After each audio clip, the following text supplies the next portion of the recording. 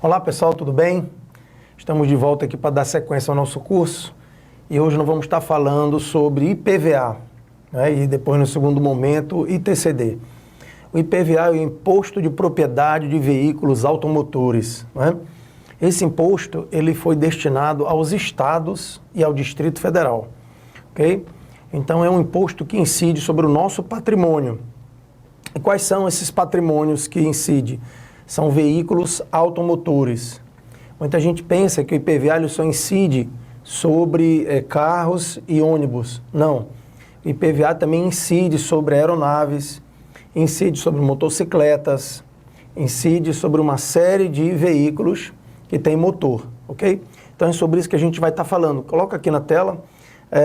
Então, esse imposto ele veio substituir a taxa rodoviária única, que era o imposto que nós tínhamos antes da Constituição, a TRU, né? Então, como eu já havia falado, ele incide sobre a propriedade de veículos automotores, o IPVA. Qualquer veículo automotor, seja ele um carro, uma motocicleta, um caminhão, embarcação, aeronaves, etc. A competência dele, estados e Distrito Federal. Então, esse imposto, a Constituição de 88, ele fez uma divisão para que 50% do produto dessa arrecadação ficasse com os estados e 50% dos municípios ficasse com as placas que fossem emplacadas naquele município, ele fica com 50% do valor. Okay? Então, foi uma maneira também de agraciar os municípios. Então, os estados têm repasse do imposto do IPVA aos municípios, ok? E qual é o fato gerador do IPVA? Coloca aqui na tela. Vamos falar um pouco sobre sujeito ativo e sujeito passivo. O fato gerador do IPVA, não é? Ele vai incidir sobre a propriedade de veículos, ou seja, basta você adquirir um veículo no seu nome, né?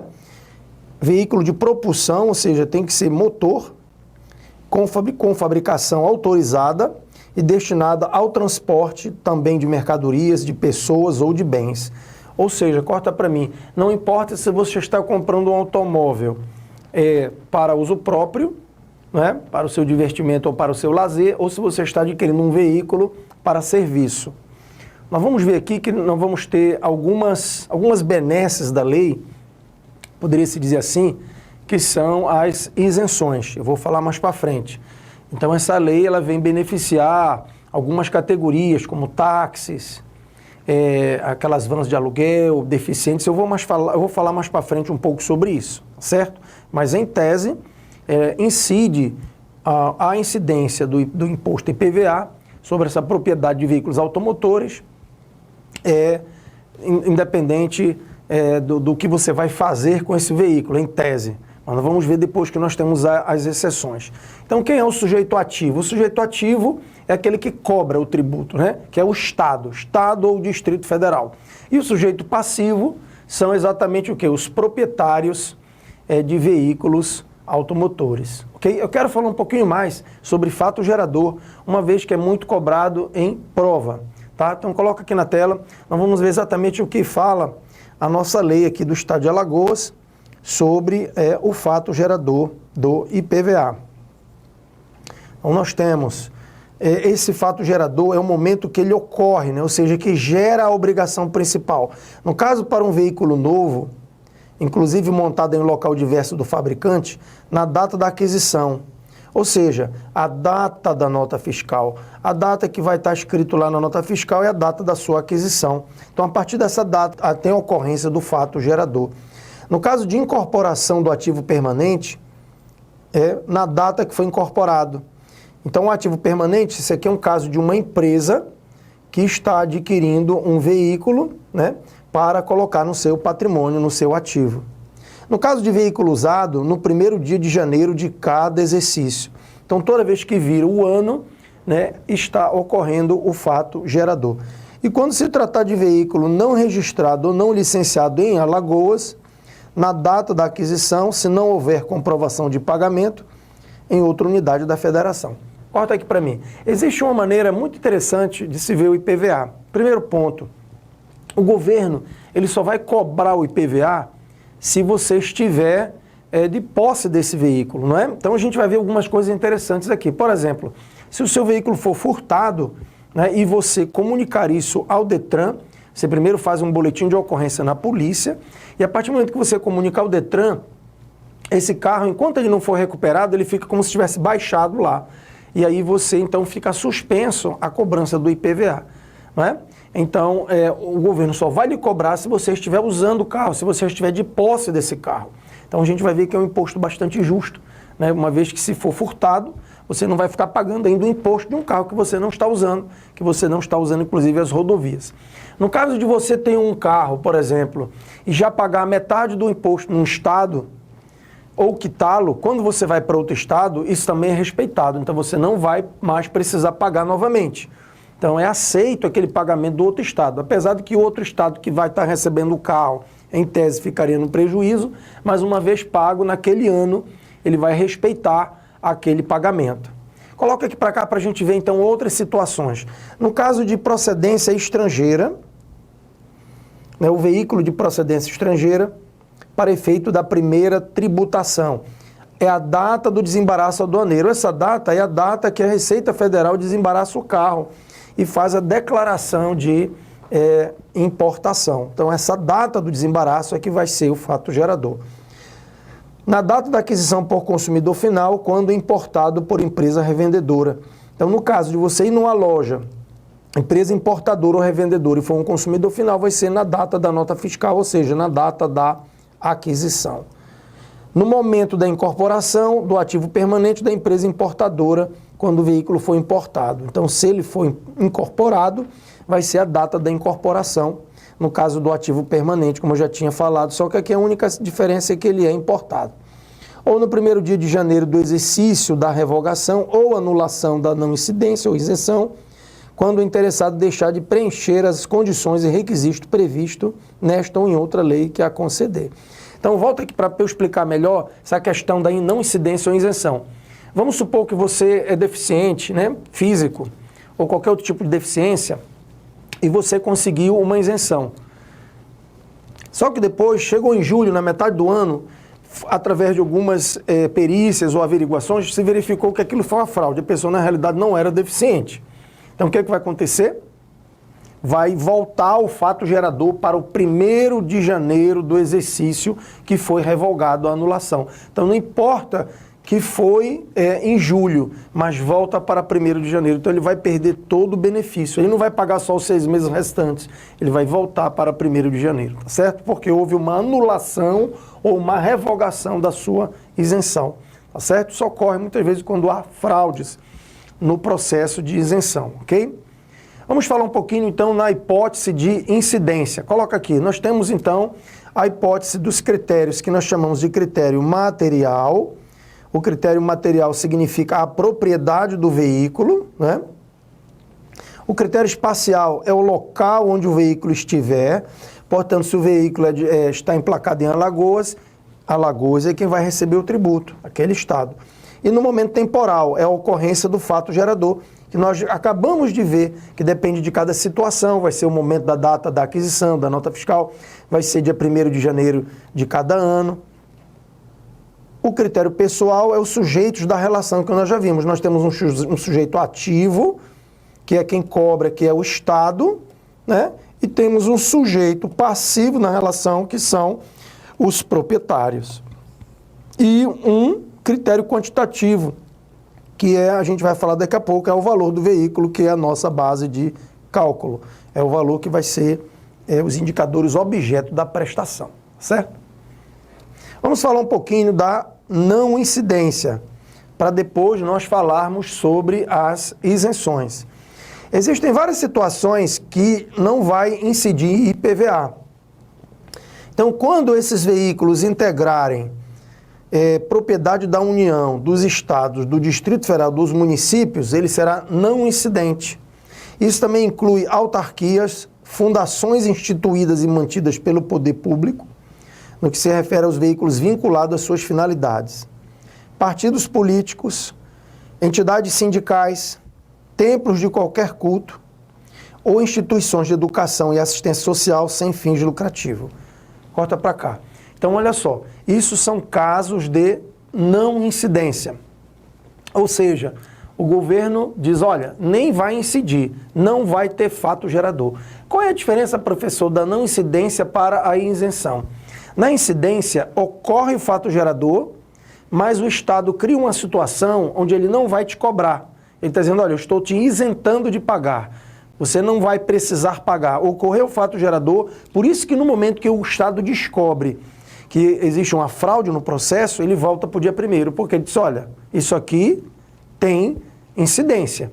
Mas eu estou vendo, pela tua situação, eu criei uma exceção, mas tem incidência. Então ele pode... Agora, no caso da não incidência, não existe como cobrar em hipótese alguma, tá? Então essas hipóteses aqui, se a União, por exemplo, comprar um carro, o Estado não vai cobrar o IPVA dela, daquele carro. Tá certo? Se o município comprar um carro, tiver no nome do município, ele não vai pagar IPVA. Esse princípio, na realidade, ele está na Constituição, chama-se imunidade recíproca sobre o patrimônio, tá certo? Então, aí a nossa Constituição, no caso das leis também estaduais, elas ampliaram, né, para outras categorias de não incidência. Nós temos, no caso de partido político, entidades sindicais. Nós temos também os veículos de propriedade das igrejas, independente de qualquer religião, né?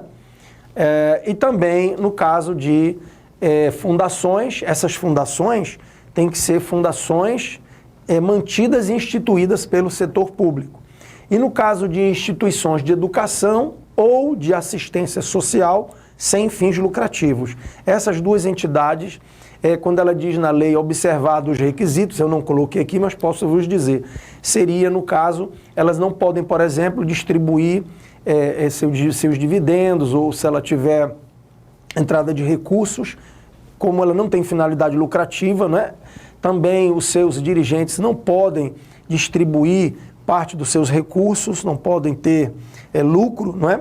E essa entidade, elas são entidades que vão fazer filantropias, elas vão ajudar as pessoas mais carentes, vão trabalhar na área da educação, daí por diante. Elas têm que ter CNPJ, elas têm que ter estatuto e elas têm que ser consideradas de finalidade pública.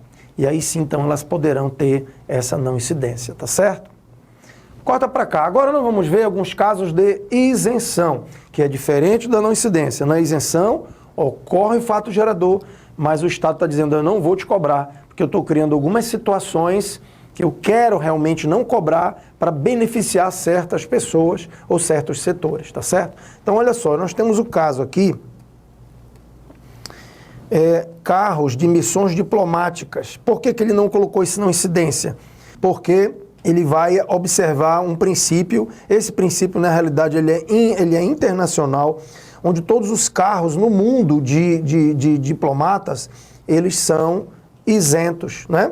Mas a partir do momento que um governo cobre da gente, a gente cobra daquele governo também. Então, por isso que ele colocou isenção e não incidência, tá certo? Há uma reciprocidade. No caso aqui, nós temos também nos carros para uso na atividade agrícola ou florestal. Então, se o veículo for de utilidade agrícola ou florestal, o IPVA vai ser isento. Tá? Automóvel de fabricação nacional, até 5 ocupantes, na categoria de aluguel, pertencente a profissional autônomo habilitado. Então aqui nós temos o caso de táxi, né? O táxi, a gente sabe que ele é um carro de aluguel, ele tem uma concessão da prefeitura, cada taxista só pode ter um veículo. E esses veículos também são isentos de IPVA. Tá? Nós temos também, aqui ó, no caso da pessoa portadora de deficiência física, visual, mental, severa ou profunda, autista. Tá vendo? Os autistas têm também esse benefício. Tá? Então, isso aqui foi uma grande conquista para as pessoas deficientes. Você tem que... Como é que faz esse processo, professor? Você primeiro vai no Detran, vai ter uma junta médica que vai fazer o exame, ele vai lhe dar um documento. A partir desse documento, você vai à Receita Federal, porque quando você comprar o veículo vai ter descontos de impostos federais também, né, como o IPI, por exemplo. Depois você vai até a Secretaria da Fazenda daquele estado, e também dá entrada lá no setor de IPVA, e a partir do momento que eles lhe derem aquele documento dizendo que você está isento, então você vai até uma concessionária e vai adquirir o seu veículo. Geralmente ele sai com um valor aí bem razoável, então em torno aí de 35%, pode chegar até 40% em alguns casos de carros de luxo, onde o IPI ele é mais alto, tá certo? Então é um desconto bastante interessante. Corta para cá.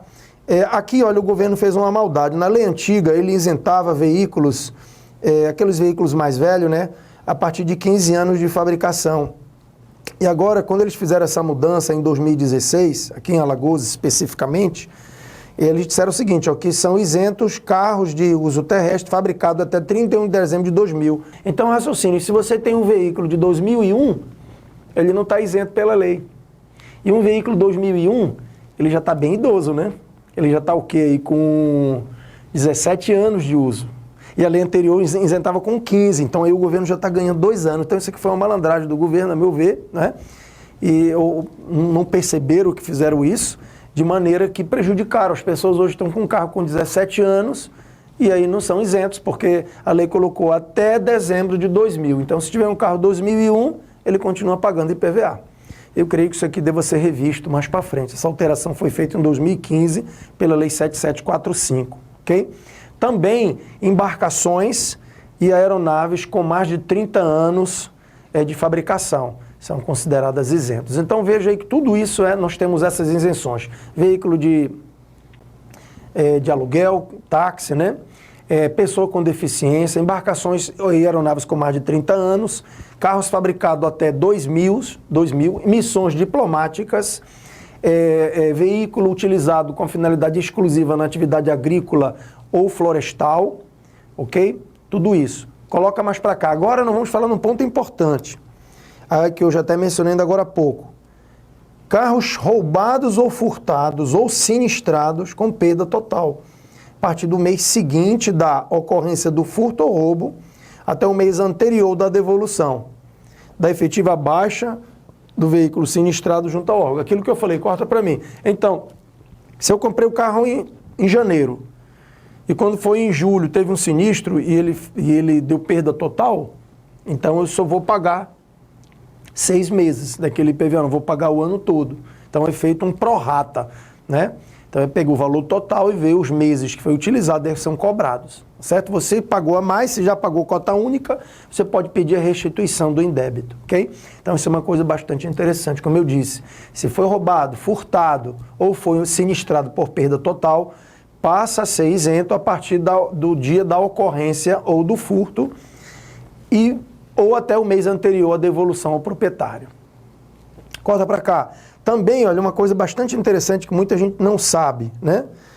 Propriedade ou posse de turistas estrangeiros portadores de certificado internacional de circular e conduzir, mas nunca superior a 1 ano. Esse benefício ele é restrito a 1 ano, desde que o país de origem adote tratamento recíproco. E aqui nós temos o caso de motocicleta ou motoneta com potência até 200 cilindradas, para uso exclusivo na atividade agrícola. Corta para cá. Existem algumas pequenas propriedades que eles amarram a moto naqueles arados para puxar. Então, essas motocicletas, se elas forem até 200 cilindradas e tiverem uso exclusivo em atividade agrícola, elas também são consideradas isentas, ok? E uma coisa interessante foi essa questão que eu falei do estrangeiro. Então, ele tem um veículo, e naquele ano que ele está com aquele veículo, e ele está de posse desse certificado internacional, naquele 1 ano ele vai ter essa isenção, tá? Desde que o país de origem dele também dê esse benefício para o Brasil. Volta para cá que tem mais casos. Veja que são muitos casos de isenções de IPVA, né? Também os veículos apreendidos e levados a leilão pelo poder público do estado de Alagoas, a partir do mês seguinte ao de sua apreensão, até o mês anterior ao da arrematação. Corta aqui para mim, por que o Estado fez isso? Porque ele apreendia um veículo, não é? E se ele não criasse essa lei, ele próprio ia ter que ficar pagando IPVA, porque o veículo não era de propriedade do Estado, ele estava numa situação irregular e ele está apreendido. Então o que ele faz? Ele isenta até aquele momento da apreensão e até o momento antes do leilão. A partir do momento que eu faço o leilão, não é? então eu posso cobrar o IPVA dele. Não é que ele vai ser leiloado sem pagar o IPVA, porque ele mesmo diz até o mês anterior ao da arrematação. Então, a partir do momento que ele for arrematado, ele volta novamente a pagar o IPVA, certo? Volta para cá. Nós temos também aqui veículos de 2 rodas, que são as motos, né? Registrados ou licenciados na categoria aluguel. Aqui são os mototáxis, né? Assim como eles deram para os taxistas, mototáxi também é isenta. Comprovadamente registrado na categoria aluguel, utilizado de serviço complementar de transporte. Essas aqui são as vans, né? É o transporte coletivo de van. Então, veja, coletivo. Nós temos isenção para, volta para cá, taxista, mototáxi e o transporte alternativo de vans, ok? Por fim, nós temos aqui as motocicletas chamadas cinquentinha, que ela tem que ser hoje registrada, ela vai pagar o licenciamento, mas o IPVA dela está isento, ok? Então, nós vimos aí que tem 14 situações, não é, de isenção. Nós temos poucos casos de não incidência, que são só aqueles que a gente viu, são mais fáceis de decorar, né? Então, muito cuidado com as isenções, que é muito provável cair em prova. As não incidências a gente já viu que são aquelas coisas ligadas a fundações, autarquias, partido político, culto religioso, os templos de qualquer culto, no caso os veículos aqui, e há também a questão da reciprocidade mútua em União, estados e municípios que tenham veículos, eles também vão ser não incidentes. Agora vamos falar um pouquinho sobre base de cálculo, ou seja, como nós vamos cobrar o IPVA. É um pouco complexo. O governo vai ter que descobrir qual é o valor do seu carro. Cara, quando ele é zero é muito fácil, é o valor da nota fiscal, né? E se eu colocar acessórios no meu carro, Carlos? Se você colocar acessório no momento da compra, estou indo comprar, por exemplo, um Palio. Ah, mas eu quero com roda de magnésio, aquela roda esportiva, eu quero com som, eu quero com GPS. Então, isso já vai aumentar o valor do carro e o IPVA vai ficar mais caro, né? Então, isso não é tão difícil de mensurar. Mas os veículos usados, como é que vão ser cobrados? Então, isso tudo a gente vai ver agora, tá? Que é a famosa base de cálculo. Corta para cá. Olha só o que a lei fala sobre isso. O valor do veículo constante no documento fiscal, isso aqui eu já falei, incluindo os opcionais acessórios e demais despesas relativas à operação, quando se tratar de primeira aquisição. Então, isso aqui é tranquilo. Quando se tratar da primeira aquisição por consumidor final, preço de venda a consumidor constante da tabela sugerida pelo fabricante, acrescido do frete, IPI, acessórios colocados no veículo pelo estabelecimento responsável do pagamento. Na realidade, pessoal, como eu estou vendo 2.1 aqui, deve ter tido uma alteração. O que está valendo é essa aqui, tá? Então, por favor, desconsiderem esse aqui. Tá? Então, na realidade, não muda muito, é porque ele vai dar uma explicação mais a miúde aqui na letra B. Tá? Então, ele vai pegar o preço de venda a consumidor, que é o preço de nota fiscal, vai somar o frete, se for o caso, o IPI e todos os acessórios, porque geralmente esses veículos vêm de outros estados. Se for maior que o previsto na linha anterior, constante no documento fiscal de aquisição, incluindo os opcionais acessórios e demais despesas relativas à operação. Então, isso aqui é tranquilo. O que mais?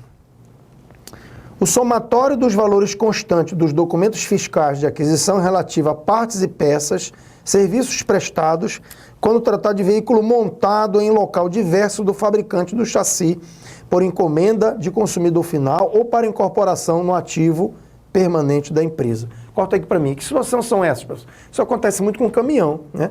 O camarada compra o cavalo, mas a carreta é feita em outro local, né? Então, ele é montado em local diverso do fabricante do chassi.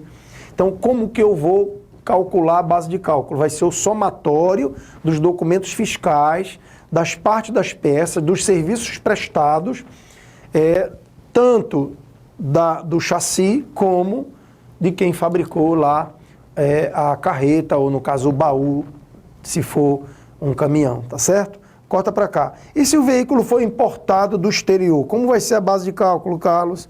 Tá aqui, tá bem explicadinho na lei. Se for destinado a consumidor final, o valor constante do documento de importação, acrescido dos tributos incidentes de qualquer despesa decorrente da importação, ainda que não pagos pelo importador. Então, veja, geralmente, quando o veículo é importado, quando ele fala de tributos incidentes, nós temos o II, que é o Imposto de Importação, que é o Imposto Federal, né? Nós temos o IPI, que é cobrado para poder ter uma igualdade, né? Que é o Imposto de Propriedade Industrial, e em cima disso aqui vai se analisar se tem frete ou despesas aduaneiras. Então, somando tudo isso, eu vou ter um valor, e em cima disso nós vamos calcular o ICMS. Tá? Por isso que o veículo fica bastante caro, não é verdade? O que mais? Aí agora ele vai dando várias outras situações que podem ocorrer. O valor médio do mercado, previsto na tabela discriminativa constante em ato normativo do secretário da Fazenda, quando se tratar de veículo usado. Então, corta para cá. Essa tabela, geralmente ela é feita baseada numa pesquisa dos preços usualmente praticados no mercado. Também existe uma tabela chamada tabela FIPE, que as secretarias de Fazenda tomam por base. Então, o secretário da Fazenda pega essas tabelas, tira uma média e ele faz um ato normativo, que esse ato normativo pode ser uma portaria, né? E ele vai, então, um decreto, vai estabelecer um anexo onde ele vai colocar o preço desses veículos. Então, todo ano essa tabela é montada, esse ato normativo, e o pessoal do setor do IPVA, então, emite os DAR, que são os documentos de arrecadação do Estado, para se fazer o preço desses veículos, tá? Volta para cá. Tanto é que aqui na letra B, ó, se você observar, né, ele coloca, ó, preço usualmente praticado no mercado, preços médios aferidos por publicações nacionais especializadas. Então, essas publicações, tabela 4 rodas, tabela FIPE, ele usa esses preços para ter, já que existe uma pesquisa nacional desses veículos, tá certo?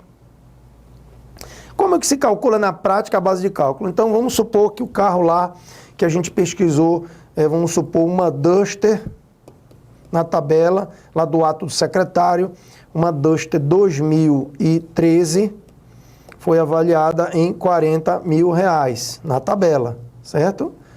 Então, eu vejo lá na tabela, vamos supor que esse carro tenha, ele seja menor do que 160 cilindradas e 160 cavalos e a alíquota for 3%. Então, 3% do valor da tabela vai vir um boleto de R$1.200. Ok? Veja que aqui, inclusive, ele usou aquilo que eu disse para vocês, a tabela FIPE, que é da Federação das Indústrias, ok? De 2015. Então, isso é só título de exemplo. Quais são as alíquotas do IPVA? Ok? Nós temos, então, várias alíquotas. Para micro-ônibus e ônibus e caminhão, que o valor do veículo é muito alto, é 1%. Isso envolve também aeronave e embarcações. Para motocicletas, ciclomotor, quadriciclo, 2%, se for não superior a 150 cilindrada, 2,75%. Se for superior a 150, mas inferior a 400 cilindrada, né? Então, uma moto CB400, por exemplo, ela já cai aqui, ó, 3,25. Tá certo? 2% para veículo especificado para funcionar com eletricidade. Veja que eles dão uma canjinha para quem tem veículos elétricos. Vai pagar apenas 2%. Ok? Muito bem. Para veículos, repare que também não é muito diferente. Tem uma gradação, né? Para veículos, nós temos, pode ser para passageiro ou misto, 2,75, potência não superior a 80. Geralmente os carros 1000, né? Tipo um Uno e tal, eles têm menos de até 80 HP. Esses carrinhos menores, né? O Celta, etc. Então eles vão pagar 2,75. Tá? Se ele já tem acima de 80, né, mas não superior a 160, que a maior parte dos veículos estão aqui, ó, nessa alíquota de 3%. E se for acima de 160%, que geralmente são os SUVs, né? Creta, esses carros mais potentes, né? Enfim. Aí vai pagar 3,25. Já vai pagar um pouquinho maior, tá certo? Ou seja, ao princípio aqui, de quem tem mais, vai pagar mais, tá certo? Vamos dar uma paradinha por aqui, vamos concluir no próximo vídeo e vamos depois fazer exercício com vocês, tá certo? Até lá!